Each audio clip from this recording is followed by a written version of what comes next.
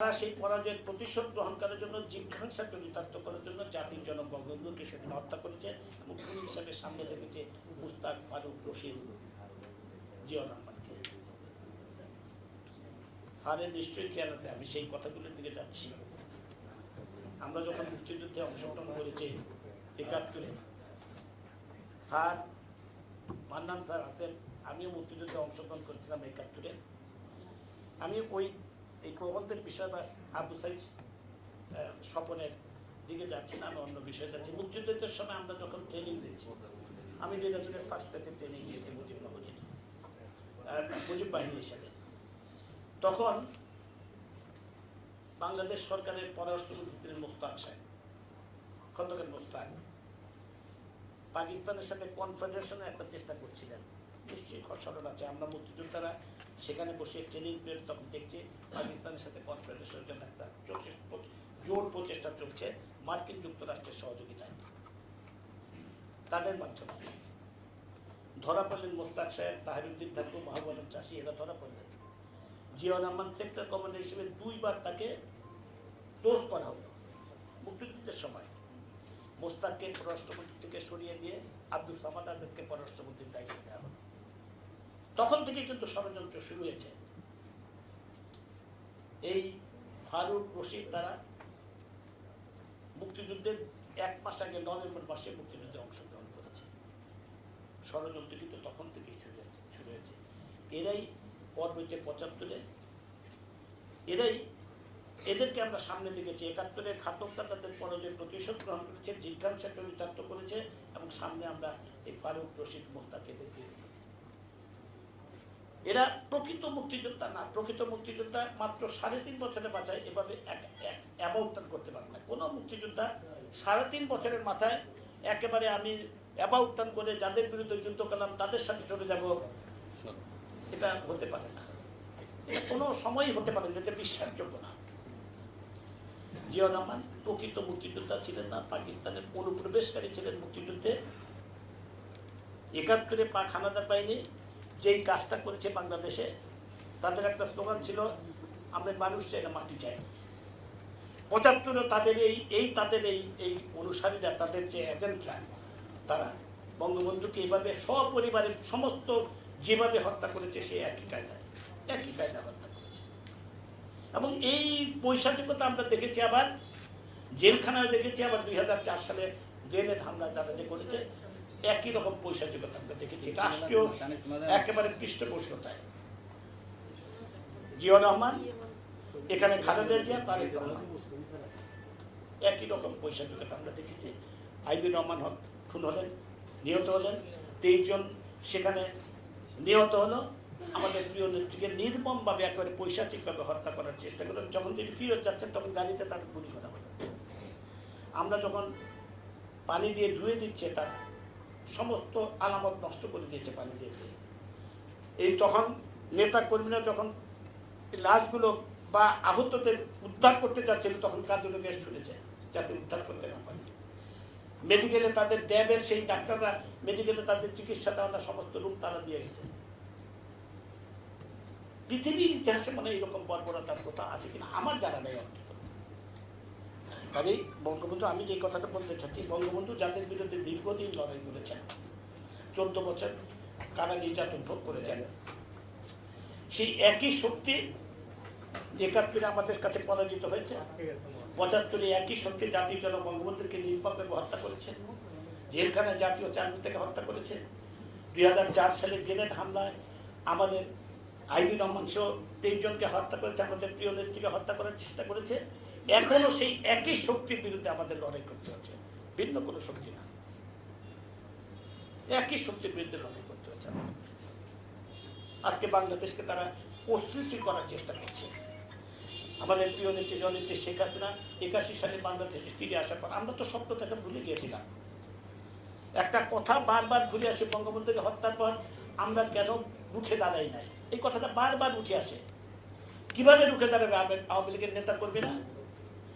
খুন হিসাবে সামনে মোস্তাক বঙ্গবন্ধু মন্ত্রিসভার সদস্য, নৌপংসকের মতো সবাই মন্ত্রিসভায় যোগ দিচ্ছে। আমাদের নেতারা মন্ত্রিসভায় যোগ দিতে নৌপংসকের মতো তিন বাহিনীর প্রধান শপথ নিচ্ছে কিভাবে আওয়ামী লীগের নেতা কর্মীদের কিং কর্তব্য মুড সবাই আমরা সবাই কিং কর্তব্য বলি। এটা কি কারা? মুস্তাক, আমাদের আওয়ামী লীগের সমস্ত মন্ত্রীরা, এই যারা জেলখানায় মারা গেলেন সেই 4 নেতা ছাড়া কি দেখলাম? এক একজনের উক্তিও তো দেখলাম, বিভিন্ন কথাবার্তা। স্যারের নিশ্চয়ই স্মরণ আছে যে সমস্ত কথাবার্তা তারা বলেছে, আমরা তো শুনেছি, তাদের বাসায় অনেকের কাছে গিয়েছি, বাসায় তারা যেই সমস্ত কথাবার্তা বলেছে, ব্যঙ্গোক্তি করেছে, এই সমস্ত নিশ্চয়ই আমাদের স্মরণ আছে।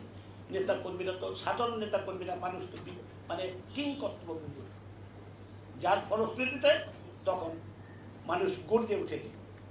আস্তে আস্তে মানুষ অনুধাবন করেছে, আস্তে আস্তে গর্জে উঠেছে।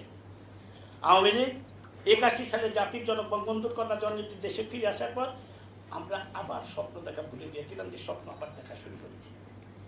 এই ঝড় ঝঞ্ঝার মধ্যে লক্ষ লক্ষ মানুষ, শেখ হাসিনা সেদিন কেঁদেছেন, মানুষও সেদিন কেঁদেছে, এ কথা অস্বীকার করার উপায় নেই। এই ঝড় ঝঞ্ঝার মধ্যে লক্ষ লক্ষ মানুষ কিন্তু কেঁদেছে সেদিন। আমাদের প্রিয় নেত্রীর চোখেও সেদিন পানি ধরেছে। একদিনে এরপরে কিন্তু আমাদের প্রিয় নেত্রী কাঁদেন নাই। তারপর শক্ত হাতে দলকে গুছিয়েছেন। দীর্ঘ 21 বছর সংগ্রামের মধ্য দিয়ে 96 সালে একবার রাষ্ট্রীয় ক্ষমতায় আমরা এসেছিলাম। বঙ্গবন্ধুর খুনিদের প্রাথমিকভাবে আমরা বিচার করতে সক্ষম হয়েছিলাম। পরবর্তীতে আবার সেই অন্ধকারের অতল গহ্বরে 2001 সালে 5 বছর কি হয়েছে সেটা আমি এত বিস্তারিত আপনাদের কাছে বর্ণনা করতে, কি করেছে 5 বছর জামাত বিএনপি, সেটা আমি আর বিস্তারিত বলতে চাচ্ছি না। আবার ইনশাআল্লাহ 2008 সালে মুক্তিযুদ্ধের পক্ষের শক্তি শেখ হাসিনার নেতৃত্বে রাষ্ট্রীয় ক্ষমতায় আসার পর বঙ্গবন্ধুর খুনিদের চূড়ান্ত বিচার আমরা করতে পেরেছি এবং আজকে ফাঁসির রায় কার্যকর করতে পেরেছি। আজকে বাংলাদেশের মানুষ বঙ্গবন্ধুর যে ঘোষণা, এবারের সংগ্রাম আমাদের মুক্তির সংগ্রাম, সেই ঘোষণা বাস্তবের জন্য আমার প্রিয় নেত্রী আজকে কাজ করছেন। কোথায় নিয়ে গেছেন আজকে দেশকে? চিন্তা করে দেখেন, কোথায় নিয়ে গেছেন আজকে দেশকে। আজকে 12 বছর 14 বছর আগে আমরা কোথায় ছিলাম, আর এখন আমরা কি অবস্থায় আছি? একটু বুকে হাত দিয়ে চিন্তা করেন তো, অন্য কিছু দরকার নেই। সর্বক্ষেত্রে আমাদের যে অর্জন, শিক্ষা বলেন, যোগাযোগ ব্যবস্থা বলেন, বিদ্যুৎ বলেন, সর্বক্ষেত্রে অর্জন কল্পনা করতে পারেন। মাননীয় প্রধানমন্ত্রী জননেত্রী শেখ হাসিনা আছেন বলে যে কোভিড 3 বছর যে কোভিড বাংলাদেশে আমরা যে কোভিডের আক্রান্ত, প্রথম দিকে তো আমরা হতভম্ব হয়ে গেছিলাম, নতুন একটা রোগ, আমাদের কি অবস্থা হবে। আজকে বিশ্বের বহু দেশের থেকে অত্যন্ত সফলভাবে আমাদের প্রিয় নেত্রী এই কোভিড মোকাবেলা করেছে, এটা স্বীকার করতেই হবে। ভ্যাকসিন দিয়েছেন সবাইকে, আজকে 5 বছর থেকে 11 বছরের শিশুরা পর্যন্ত ভ্যাকসিন পাচ্ছে সফলভাবে। অনেক দেশের থেকে সফলভাবে এই কোভিড মোকাবেলা করেছে। আমাদের অর্থনীতি কিন্তু এখনো মজবুত অবস্থান, অর্থনীতি কিন্তু ধসে পড়ে নাই। যেভাবে প্রণোদনা দিয়েছেন এবং যেভাবে বিভিন্ন কলকারখানাগুলো চালু রেখেছেন, প্রণোদনা দিয়ে সবকিছু চালু রেখেছেন, আজকে কিন্তু আমাদের এখনো আমাদের $40 বিলিয়ন আমাদের রিজার্ভ, বেশি, এখন আমাদের বেশি রিজার্ভ। বিশ্ব বাজারে যে একটা অবস্থা এখন, সমস্ত বিশ্বের ইউক্রেন রাশিয়ার যুদ্ধ এবং কোভিডের ফলশ্রুতিতে আজকে সমস্ত বিশ্বে ইউরোপিয়ান কান্ট্রিগুলো, আমেরিকার যে অবস্থা, আজকে অর্থনীতির যে করুণ অবস্থা তাদের, আমরা তো তার থেকে অনেক ভালো আছি। সাময়িক মানুষ কষ্টে আছে, এটা স্বীকার করি। বিদ্যুতের জন্য কষ্ট আছে, জিনিসপত্র অগ্নিমূল্য আছে, স্বাভাবিক একটা কষ্টে মানুষ আছে, এটা আমরা স্বীকার করি। কিন্তু এই অবস্থার পরিবর্তন আমরা মনে করি আমাদের নেত্রী, প্রান্তীয় নেত্রী মাননীয় প্রধানমন্ত্রী জননেত্রী শেখ হাসিনা এই অবস্থা থেকে আমাদেরকে ইনশাআল্লাহ খুব দ্রুতই আল্লাহর মেহেরবানিতে আমরা সংকট কাটিয়ে উঠতে পারবো, অত্যন্ত দ্রুততম সময়ের মধ্যে সংকট কাটিয়ে উঠতে পারবো ইনশাআল্লাহ, বিশ্বাস করি। কিন্তু সেই শক্তি, সেই অপশক্তি এখনো কিন্তু ষড়যন্ত্র করছে। ষড়যন্ত্র কিন্তু তাদের থেমে নাই। তারা এখনো বাংলাদেশটাকে আবার যাতে আমরা পিছিয়ে যাই, আমাদের অর্জনগুলো যাতে ধ্বংস হয়ে যায়, তার জন্য কিন্তু আবারও ষড়যন্ত্র করছে। তাদের শক্তি জনগণ, তাদের ক্ষমতার উৎস হচ্ছে বিদেশের শক্তি আর ষড়যন্ত্র। জাতির জনক বঙ্গবন্ধুকে যে বৈদেশিক শক্তিগুলো হত্যা করার পিছনে যে বিদেশের শক্তিটা ছিল, ISI, মার্কিন যুক্তরাষ্ট্র যারা সপ্তম নৌবহর পাঠিয়েছিল মুক্তিযুদ্ধের সময়, যারা ৭৪ সালে খাদ্যের জাহাজ ফিরিয়ে নিয়ে গেছিল কৃত্রিম সংকট সৃষ্টি করার জন্য, তারাই কিন্তু জাতির জনক বঙ্গবন্ধুকে নির্মমভাবে হত্যা করেছে। সেই তাদের যে বৈদেশিক শক্তি, তাদের সহযোগিতা বঙ্গবন্ধুকে হত্যা করা হয়েছে। সেই একই শক্তির প্রিয়নক হিসেবে তারা কিন্তু এখনো আছে, এখনো তাদের পেছনে আছে। তারা খালি বিদেশি দূতাবাসে যায়, বাংলাদেশের জনগণের প্রতি তাদের কোনো আস্থা নাই। আমাদেরকে কিভাবে আমাদেরকে বেইজ্জতি করতে পারে, বাংলাদেশের সম্মান, যে বাংলাদেশের প্রধানমন্ত্রী, মাননীয় প্রধানমন্ত্রী জননেত্রী শেখ হাসিনা বিশ্বের ৩ জন রাষ্ট্রনায়কের মধ্যে একজন। বাংলাদেশ আজকে বিশ্ব দরবারে একটা সম্ভাবনা দেশ। আমরা উন্নয়নশীল দেশ, 2041 সালে আমরা উন্নত দেশের স্বপ্ন দেখছি। যেই কিসেঞ্জার বাংলাদেশকে বলেছিল একসময় তলাবিহীন ঝুড়ি, সেই কিসেঞ্জার আজকে আমাদের প্রিয় নেত্রীর হাতে পুরস্কার তুলে দিয়েছে। আমাদের মাননীয় প্রধানমন্ত্রী মানবতার মা হিসেবে রোহিঙ্গা 10 লক্ষ রোহিঙ্গাকে আজকে বাংলাদেশে আশ্রয় দিয়েছেন। যেভাবে আজকে কতগুলো আমাদের এই যে আমাদের দেশে কতগুলো 1 শতাধিক সাধারণ মানুষের জন্য আজকে যে সমস্ত প্রোগ্রাম, বয়স্ক ভাতা, বিধবা ভাতা, মাতৃত্বকালীন ভাতা, কোনো দেশে এত প্রোগ্রাম নাই, এত কর্মসূচি নাই। এই আমাদের সেই নেত্রীর বিরুদ্ধে আজকে বিভিন্ন অপপ্রচার, আমাদের দেশের বিরুদ্ধে অপপ্রচার ষড়যন্ত্র করছে, বিভিন্ন দূতাবাসীকে নালিশ করছে।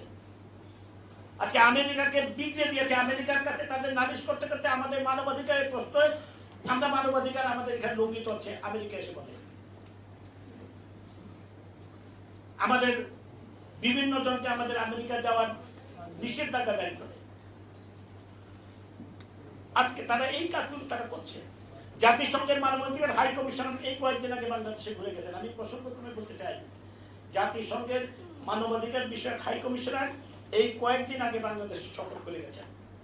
তিনি সেখানে গিয়ে, যুক্তরাষ্ট্রে গিয়ে, সেখানে গিয়ে তিনি একটা কনফারেন্সে, প্রেস কনফারেন্সে তিনি যে ঘোষণাটা বলেছেন যে বিশ্বের যে সকল দেশ মানবাধিকারের বিষয়ে সংকট আছে, যে সমস্ত দেশে, বিশ্বের যে সমস্ত দেশে, সেই তালিকায় বাংলাদেশের নাম নাই। এই মাত্র তিনি গতকালকেই তিনি এই কথাটা বলেছেন, যে সমস্ত দেশে মানবাধিকারের বিষয়ে যে সমস্ত দেশে সংকট আছে, সেই তালিকায় বাংলাদেশের নাম নাই। জাতিসংঘের মানবাধিকারের বিষয়ে হাই কমিশনের উঠে না। অথচ এই বিএনপি, এই অপশক্তি আমাদের বিরুদ্ধে অপপ্রচার করে। তাদের ভিত্তি হচ্ছে অপপ্রচার, মিথ্যা কথা বলা, মিথ্যার উপর তাদের অবস্থান। মানুষকে কেবলমাত্র ধোঁকা দেয়, কিভাবে ধোঁকা দেওয়া যায়, মানুষকে কিভাবে বিভ্রান্ত করা যায়, সেই চেষ্টাই তাদের। জনগণের প্রতি আস্থা নেই। তারা জানে ভোটে তারা অবশ্যই কোনো সময় ক্ষমতায় আসতে পারবে না। ক্ষমতায় আসার একটা মাত্র পন্থা সাধারণ ভোট, নির্বাচন ছাড়া ক্ষমতায় আসার কোনো পন্থা নাই। সেই নির্বাচন ব্যবস্থাকে তারা ধ্বংস করতে চাচ্ছে। নির্বাচন কমিশনের বিরুদ্ধে লাগাতার মিথ্যা কথা বলে যাচ্ছে। ইভিএম এর কথা, ইভিএম করে পরীক্ষা করলে না, কোনো কিছু নয়, বায়বীয় কথা, ইভিএম এর বিরুদ্ধে বায়বীয় কথাবার্তা, বায়বীয় কথাবার্তা নেই। এটা আমরা তো ব্যবহারই করলাম না, কোনো কিছু না। আর বহু জায়গায় ইভিএম এর নির্বাচন হয়েছে, কুমিল্লাতে হয়েছে, নারায়ণগঞ্জে হয়েছে, এবং অনেকগুলা সংসদীয় আসলে ইভিএম নির্বাচিত হয়েছে, কোনো কিছু নাই, কোনো কিছু পেল না। একটা বায়বীয় কথাবার্তা ইভিএম এর বিরুদ্ধে বলছে, যেটা দিয়ে ভোট কারচুপি করা যাবে। মিথ্যা কথা, মিথ্যার উপর তাদের এই অবস্থা। তারা পেছনের দরজা দিয়ে ক্ষমতায় আসতে চায়, সামনের দরজা দিয়ে ক্ষমতায় আসতে পারবে না, কোনো সময় পারবে না, সেটা তাদের জানে। তা আমি আর কথা বাড়াতে চাই না, আমি শুধু একটা কথাই বলতে চাই, এই অপশক্তি, আমার দুঃখ, এটা আমাদের সবার দুঃখ, লজ্জা আমাদের।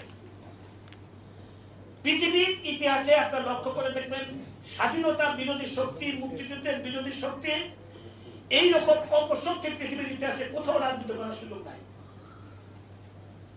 আমেরিকার নাৎসিদের অবস্থা কি হচ্ছে, এখনো বিচার হচ্ছে, কোথাও রাজনীতি করার সুযোগ নাই। একমাত্র আমাদের লজ্জা, বাংলাদেশের রাজনীতি করতে পারছে। এই অপশক্তিকে, আমি একটা কথা, আমার সবসময় একটাই স্লোগান, এই অপশক্তিকে রাজনৈতিক ভাবে যতদিন পর্যন্ত বিতাড়িত করতে না পারবো, ততদিন পর্যন্ত শক্তি ফিরে আসবে রাজনীতিতে। এদেরকে রাজনীতি থেকে বিতাড়িত করতে হবে।